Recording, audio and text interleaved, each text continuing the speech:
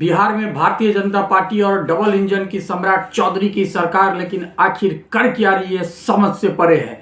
कल रात पटना में जो भयावह दृश्य देखने को मिला स्टूडेंट प्रोटेस्ट, वो वास्तव में चौंकाने वाला है। जहां पर वो दृश्य देखने के बाद मुझे यकीन हो गया कि बिहार शायद ही कभी सुधर पाएगा। हम हमेशा बात करते हैं डबल इंजन की सरकार की, हर स्टेट में चुनाव होती है तो सिर्फ डबल इंजन की बात करते हैं, लेकिन जब हमारे सामने कोई भी एक एग्जाम आता है स्टूडेंट से रिलेटेड या फिर कोई भी किसी भी तरह के, हम वहां पर कोलैप्स नजर आ जाते हैं। आखिर हो क्या रहा है बिहार में, कोई बताएगा कि इस स्थिति में सुधार कब आएगी। आखिर यह सम्राट चौधरी की सरकार जब सत्ता में आई तो बहुत उम्मीद थी। आपको पता नहीं कि क्या बिहार में क्या सिस्टम है, किस तरीके से मैनेज किया जाता है। अगर नहीं पता है तो समझ जाइए, नया नया कुर्सी मिला है और इसे किस तरीके से मैनेज करना चाहिए। अगर आपको समझ नहीं आ रहा है, नई सत्ताधारी पार्टी है, तो मैं कहता हूं जदयू से भी आप मदद ले सकते हैं। वैसे जदयू की क्या मदद लेंगे, जदयू की जब शासनकाल रही तो यही स्टोरी थी। बस वही बात है कि सत्ता बदल जाती है, कुर्सी बदल जाता है, लेकिन सिस्टम वही रहता है। हम बात करते हैं, हमेशा चले जाते हैं लालू यादव के जमाने के समय की। लालू यादव के समय में ये था, लालू यादव के समय में वो था, जंगल राज की बात याद करते हैं। आपकी सरकार आखिर कर क्या रही है। कल जब रेलवे स्टेशन पर मैंने वो दृश्य देखा, स्टूडेंट वर्सेज पुलिस, तो हकीकत कहता हूं देख करके कहीं से भी अच्छा नहीं लग रहा था। मैं कभी भी इस चीज का पक्षधर नहीं हूं वायलेंस का। जो स्टूडेंट ने जिस तरीके से मैंने देखा, पत्थरबाजी हो रही है वीडियो में, वास्तव में कह रहा हूं देख करके बहुत बुरा लग रहा है। यह जब वीडियो फुटेज वायरल होता है तो पूरे विश्व में के लोग, जहां जहां भी बिहार के लोग रहते हैं या फिर मैं कहता हूं देश का हर व्यक्ति वो देख करके बुरा लगता होगा। अगर पुलिस वाले के ऊपर पत्थर फेंके जाते हैं तो क्या इसका पक्षधर होनी चाहिए? बिल्कुल भी नहीं, बहुत गलत है। और सरकारी संपत्ति को नुकसान पहुंचाना बहुत ही गलत है। मैं स्टूडेंट से निवेदन करता हूं इस तरीके के काम मत करिए। वो जो सरकारी संपत्ति है वो हम आपके पैसे से ही बना हुआ है, हम आपने टैक्स दिया है तब जाकर के वो बनाया है। आप उसको नुकसान पहुंचाते हैं तो यह कहीं ना कहीं अपनी नुकसान पहुंचा रहे। तो मैं सबसे पहले कह दूं कि सरकारी संपत्ति के नुकसान नहीं पहुंचाइए, लेकिन मजबूर है स्टूडेंट को मजबूर कर दिया है आप लोगों ने।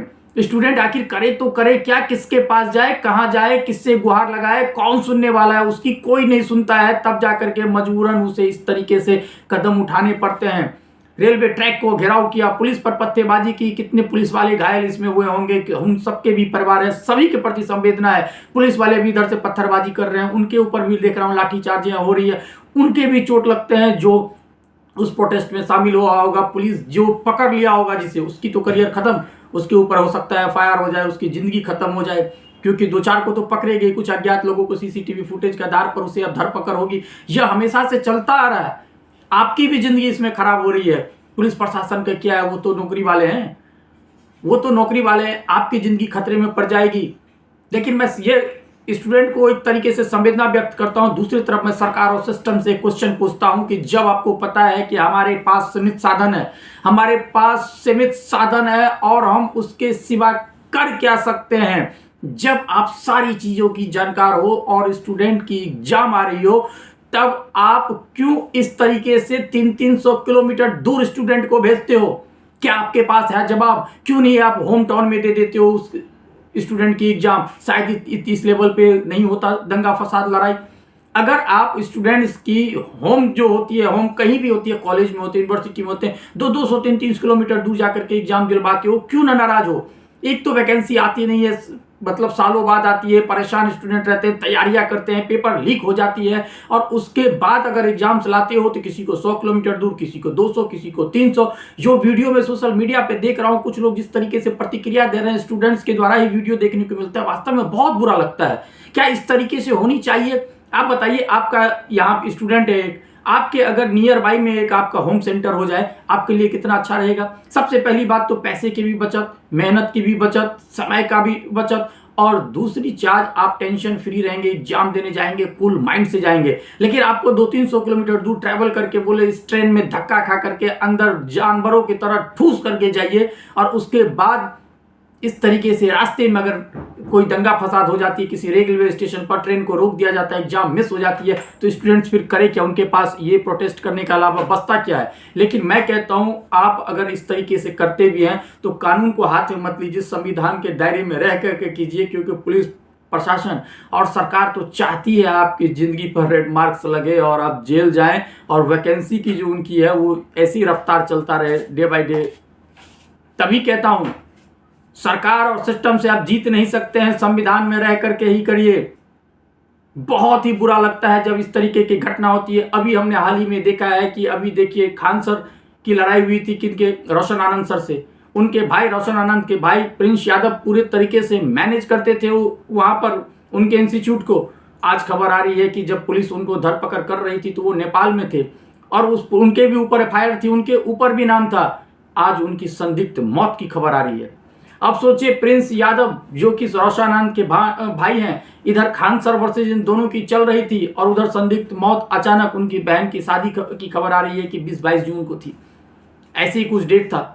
अब अचानक इस तरीके से उस घर में मृत्यु की खबर आ रही है। कितना ये दुखद है। अगर स्टूडेंट टीचर के पास जाता है और टीचर आपस में इस तरीके से लड़ाई करते हैं, पुलिस जांच कर रही है, उनके साथ जो 4-5 लोग थे सुनने मारे उसे पकड़ भी लिया गया है। ऐसे में यह समझ में नहीं आ रहा है कि आखिर यह घटना कैसे हुई अचानक।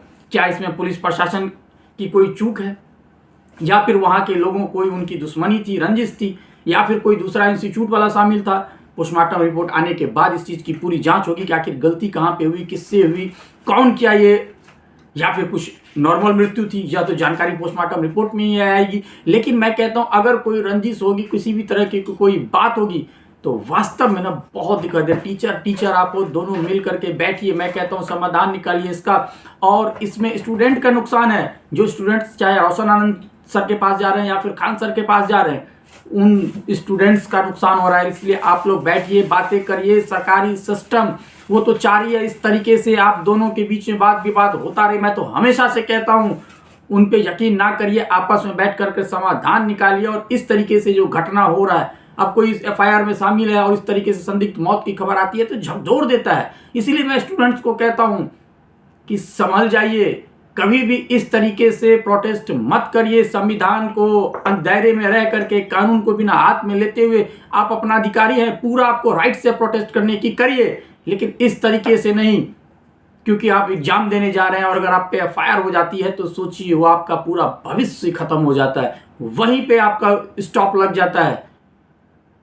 लेकिन मैं आपसे कहना चाहूंगा सम्राट चौधरी और नीतीश कुमार डबल इंजन की सरकार, आप दोनों से इस तरीके से स्टूडेंट के साथ ना करिए। स्टूडेंट भी एक इंसान है, जैसे आप किसी पद पे हैं, आपके अंडर कोई सरकारी नौकरी वाला पद पे होगा, उसी तरीके से वो भी स्टूडेंट में एग्जाम में क्वालिफाई करके कोई ना कोई पद पे जाएंगे और आपके अंडर में ही, आपके लिए ही काम करेंगे।